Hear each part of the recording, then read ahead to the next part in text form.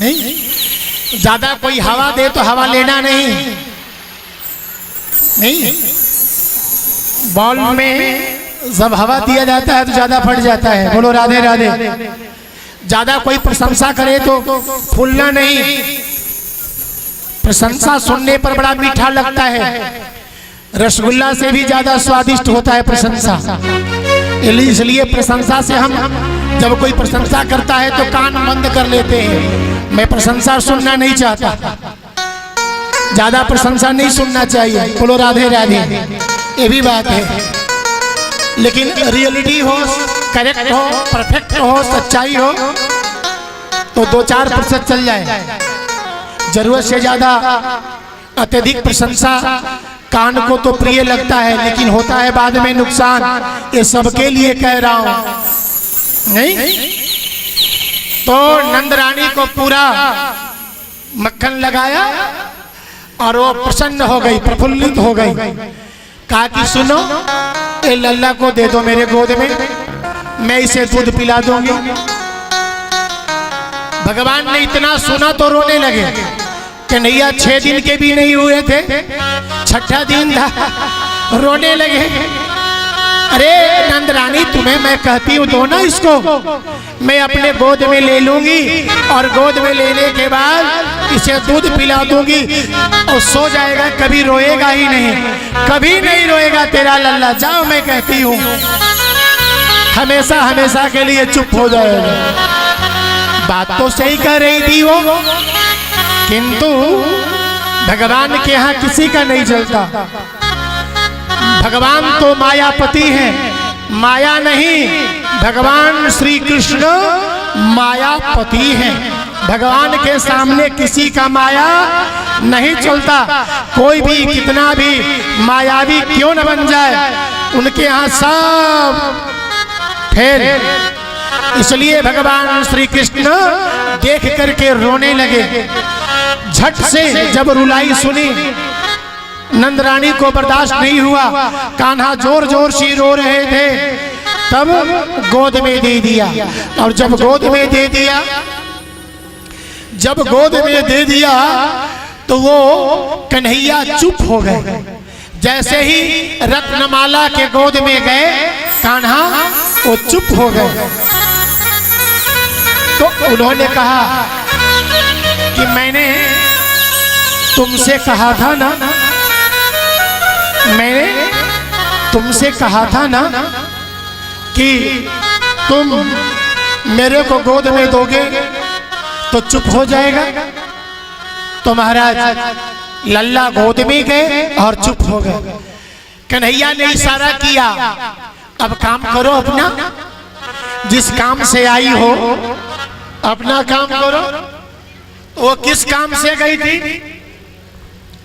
वो गई थी किस काम से? अपने स्तन में हलाहल, विष, पॉइजन, जहर लगा करके गई थी। कैसे गई थी? जहर लगा करके गई थी। जहर लगा करके गई थी। क्यों? कन्हैया को मारने के लिए, दूध पिलाने के बहाने, दूध पिलाने के बहाने अपना स्तन मुख में डालूंगी, दूंगी, अब ये दूध पीवेगा और ये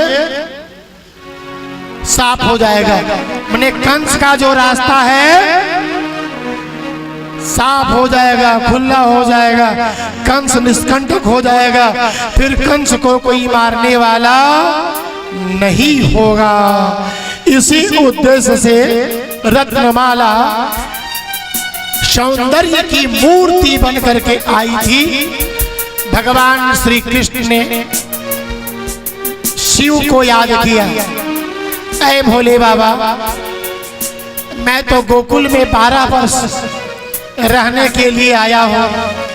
12 वर्ष तक बाल्य अवस्था होती है, 12 वर्ष तक बाल्य अवस्था होती है, 12 वर्ष के बाद नहीं, फिर किशोरा अवस्था प्रारंभ हो जाता है। तो भगवान श्री कृष्ण ने कहा कि आज तो छठी भी हमारी नहीं हुई है और छठे दिन मुझे पीने को मिल रहा है कड़वा चीज। नहीं, दूध तो मिलेगा बाद में, लेकिन पहले कड़वा जहर पीना पड़ेगा। नहीं, ऐ भोले बाबा, आपने जब देवासुर संग्राम के बाद समुद्र मंथन हुआ था, तो समुद्र मंथन से 14 रत्न निकले थे, 14 रत्न निकले थे। और वह 14 रत्न में सबसे पहले हलाहल 20 पॉइजन जहर ही निकला था। देवताओं ने आपको याद किया और आप देवताओं तथा सृष्टि की रक्षा के लिए आपने उस हलाहल को, 20 को, पॉइजन को, जहर को पान किया था, पी गए थे। आपका गला नीला पड़ गया, इसलिए एक नाम भगवान शिव का जहर पीने के कारण, जहर पान करने के कारण उनका कंठ जो है नीला हो गया। तो हरिद्वार से आगे नीलकंठ महादेव का मंदिर है पहाड़ पे। हरिद्वार से 50 किलो 34 किलोमीटर आगे पहाड़ पे बहुत घूम घूम के जाना पड़ता है और बहुत सुंदर झरना है वहां पे। तो नीलकंठ महादेव आपका नाम पड़ गया। ऐ शिव आओ, मैं आंख बंद कर रहा हूँ, ध्यान कर रहा हूँ और इसे आपको ध्यान करते हुए मैं जहर पान कर रहा हूँ। कन्हैया को मुख में स्तन दे दिया, कन्हैया ने आंख बंद किया। ये माँ है श्री राधा। कन्हैया ने कहा कि जो सम्मान देवकी को देना है, जो सम्मान यशोदा को देना है, वही सम्मान इसे भी देना है। अतः उसने, लाला ने भगवान को ध्यान किया और भगवान को ध्यान करके मुख में स्तन ले लिया। और स्तन जब लिया तो कहा कि यहाँ काम नहीं करो, चलो तुम यहाँ पकड़ी जाएगी, पकड़ी जाएगी। इसलिए रत्नमाला भगवान श्री कृष्ण को ऊपर लेके चली गई, आकाश में चली गई। क्यों? मेरा यहाँ पे भेद खुल जाएगा। मैं राक्षस तो हूँ, मैं हूँ राक्षस नहीं, राक्षसी हूँ और विश्व सुंदरी बन करके आई हूँ। भगवान जब चाहेंगे तब बतला देंगे, लेकिन भगवान ने ऐसा नहीं किया। भगवान उसको मौका दिए, चलो यहाँ तो सब लोग हैं, वहाँ कोई नहीं रहेगा, हम ही और तुम रहेंगे। ऐसा सोच करके भगवान ने प्रेरणा दी और वह रत्नमाला भगवान को लेकर के आकाश मंडल में चली गई। जब वह आकाश मंडल में गई तो भगवान ने कहा कि अपना काम करो, मेरे ओर से गलती नहीं होगा, मैं कभी गलती नहीं करता। तो उन्होंने ऐसा ही किया। क्या किया? मुख में स्तन दिया, भगवान शिव को ध्यान करते हुए जहर पान किया, रक्त को निचोड़ा। जिस स्तन में दुग्ध नहीं था उसमें, उस स्तन में दुग्ध आ गया और कन्हैया ने दुग्ध पान किया, रत्नमाला का दुग्ध पान किया। और भगवान ने कहा कि इतना से ही नहीं, और कुछ पान करूंगा। दुग्ध पान करने के बाद जब प्राण को खींचने लगे, प्राण को जब पीने लगे, तो कहती है, पुतना पुतना पुतना, छोड़ दे छोड़ दे छोड़ दे छोड़ दे। उसका नाम पड़ गया पूतना। पुतना पुतना, मत मत मत कर, मत पी, मत पी, दूध मत पी, छोड़ दे छोड़ दे। भगवान श्री कृष्ण ने कहा, मैया या तो मैं किसी को पकड़ता नहीं हूँ, मैया या तो मैं किसी को पकड़ता नहीं हूँ, और पकड़ता हूँ तो छोड़ता नहीं हूं, इसलिए तुम्हें पकड़ लिया है कि तुम हो कौन। आओ, कन्हैया ने पकड़ लिया। कंस की बगीचा थी 18 किलोमीटर का, 18 किलोमीटर के बगीचा।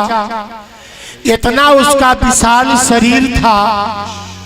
18 किलोमीटर में पूतना का, रत्नमाला का शरीर था। और भगवान श्री कृष्ण ऊपर से धड़ धड़ धड़ धड़ धड़ नीचे चूड़यामास। भागवत में एक वाक्य शब्द, एक वाक्य लिखे भगवान वेदव्यास ने, चूड़यामास, चूड़ हो गए। रत्नमाला को जैसे ऊपर से फेंका, जितने बगीचा में पेड़ पौधे थे, 18 किलोमीटर का शरीर। अब सोच लो, 18 किलोमीटर का शरीर 5.5 फीट के बना करके गई थी। नहीं, भगवान के यहाँ किसी का कुछ नहीं चलता, इसलिए कम से कम भगवान के दरबार में नहीं बकस दिया करो, छोड़ दिया करो। भगवान फिर जब पकड़ेंगे तो जबरदस्त तरीके से पकड़ेंगे, फिर कोई छुड़ाने वाला मिलेगा नहीं। इसीलिए किसी का चापलूसी मत करना। नहीं कि एक भाषा में और कह दूं, किसी का ज्यादा चमचागिरी मत करना। बोलो राधे राधे, नहीं पकड़े जाओगे। भगवान उसके शरीर पर मुख में स्तन लिए हुए छाती पर बैठे हुए थे। इधर हल्ला हो गया, कन्हैया कहाँ गया।